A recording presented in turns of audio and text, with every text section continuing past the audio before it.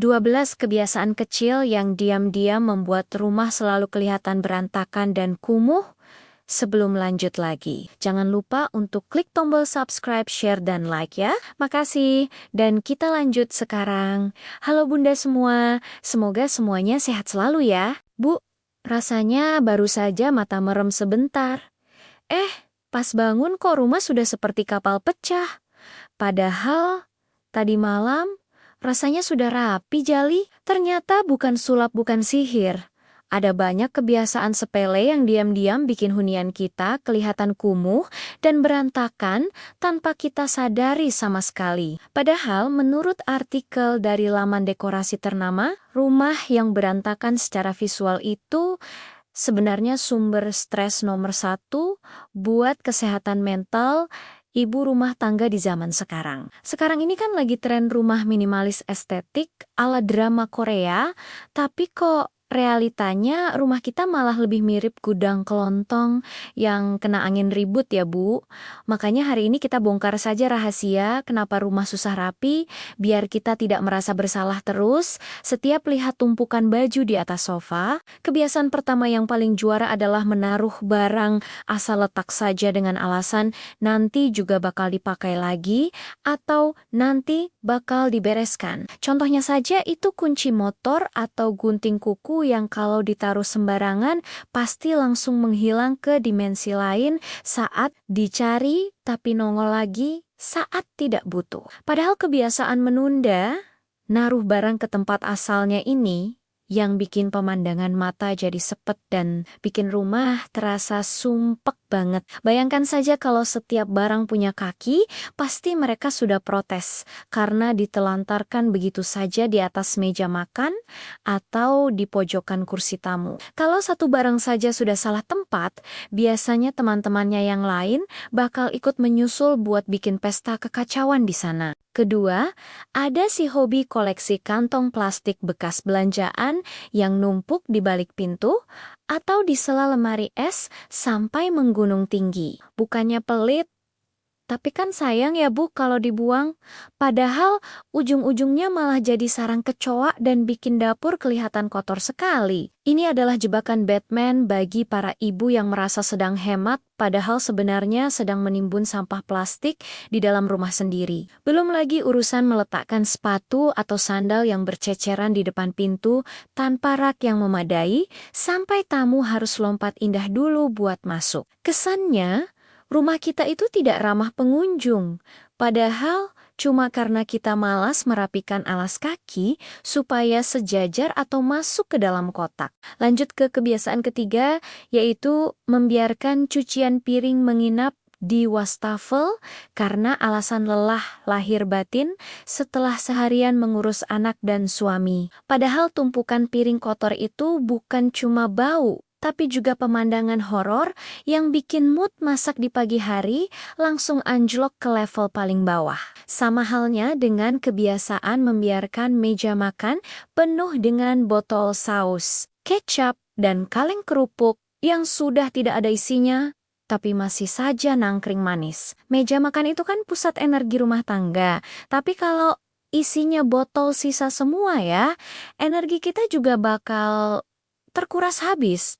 Cuman buat melihatnya. Hal-hal kecil seperti ini yang sebenarnya membuat aura rumah jadi terasa kumuh meskipun kita sudah sapu dan pel setiap jam. Kebiasaan kelima yang sering kita lakukan adalah menggantung handuk basah atau jaket di sandaran kursi kayu yang bikin ruang tengah jadi mirip jemuran tetangga. Kursi itu fungsinya buat duduk ya Bu, bukan buat display baju yang sudah dipakai, tapi belum waktunya masuk ke mesin cuci. Lalu ada juga hobi kita menaruh tumpukan kertas, struk belanjaan, sampai brosur promo minimarket di atas meja rias atau meja kerja. Kertas-kertas itu kalau sudah menumpuk bakal bikin debu betah berlama-lama dan bikin kita pusing sendiri saat mencari dokumen yang sebenarnya penting. Kita sering menganggap itu cuma kertas kecil, padahal tumpukannya bisa setinggi harapan orang tua kalau tidak segera dipilah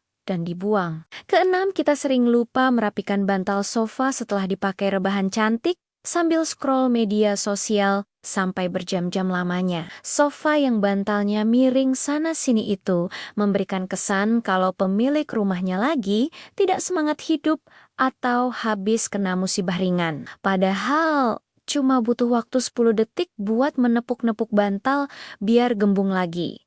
Tapi rasa malasnya kadang lebih berat dari cicilan bulanan. Selain itu, kebiasaan menumpuk kardus bekas paket belanja online di sudut ruangan juga jadi penyumbang utama kekumuhan rumah masa kini. Paketnya sudah dibuka, isinya sudah dipakai, tapi kardusnya masih saja disimpan dengan alasan nanti kalau mau pindahan atau buat bungkus kado. Lalu ada kebiasaan ke-8, yaitu membiarkan kabel charger ponsel atau kabel kipas angin menjalar kemana-mana seperti ular sanca di lantai. Kabel yang berantakan itu selain bahaya buat anak kecil, juga bikin rumah kelihatan sangat tidak rapi dan sangat teknis sekali auranya. Gunakanlah pengikat kabel atau sembunyikan di balik furnitur biar mata kita tidak lelah melihat garis-garis hitam yang malang melintang. 9.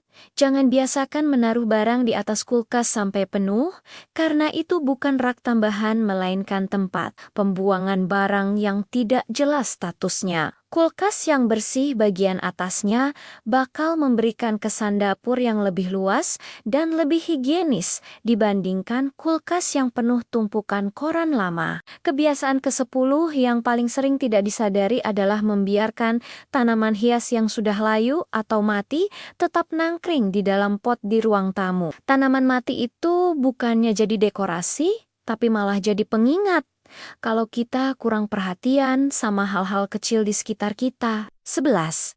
Kebiasaan menumpuk baju setrikaan di dalam kamar sampai menyerupai gunung Semeru yang siap meletus kapan saja saat kita tarik bawahnya. Baju yang sudah dicuci bersih kalau cuma ditumpuk tanpa dilipat tetap saja dihitung sebagai pemandangan berantakan yang merusak pemandangan kamar tidur kita. Kamar yang harusnya jadi tempat istirahat paling nyaman, malah jadi gudang tekstil dadakan yang bikin sesak napas setiap kali mau tidur. Terakhir adalah kebiasaan membiarkan cermin di kamar mandi atau meja rias penuh dengan noda bekas air atau bekas sidik jari yang sudah kering. Cermin yang buram itu bikin pantulan diri kita jadi ikut buram dan kesan rumah jadi sangat kotor meski sebenarnya lantainya sudah kinclong. Semua kebiasaan kecil ini kalau dikumpulkan jadi satu, memang benar-benar bisa merusak keindahan rumah yang sudah kita bangun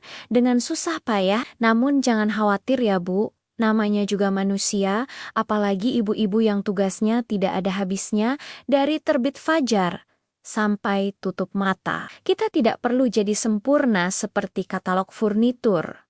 Cukup mulai kurangi satu persatu kebiasaan ini secara konsisten saja. Mengubah kebiasaan itu memang butuh waktu dan perjuangan ekstra. Apalagi kalau urusannya sudah berkaitan dengan rasa malas yang mendarah daging. Tapi bayangkan betapa senangnya hati kalau setiap sudut rumah terlihat lega dan bersih tanpa ada benda-benda yang mengganggu pandangan mata kita. Rumah yang rapi itu bukan cuma soal pamer ke tetangga, tapi soal memberi ruang buat pikiran kita agar lebih tenang dan bahagia saat berada di dalam. Mari kita pelan-pelan berbenah, mulai dari hal terkecil seperti mengembalikan gunting ke tempatnya atau segera membuang plastik belanjaan yang sudah bolong. Tetap semangat ya para ibu hebat, karena rumah yang nyaman adalah surga kecil yang paling berharga bagi kita dan keluarga tercinta. Terima kasih sudah menemani curhat dan ceritaku sampai akhir. Sampai ketemu lagi di episode video berikutnya. Salam semangat, Bunda semua!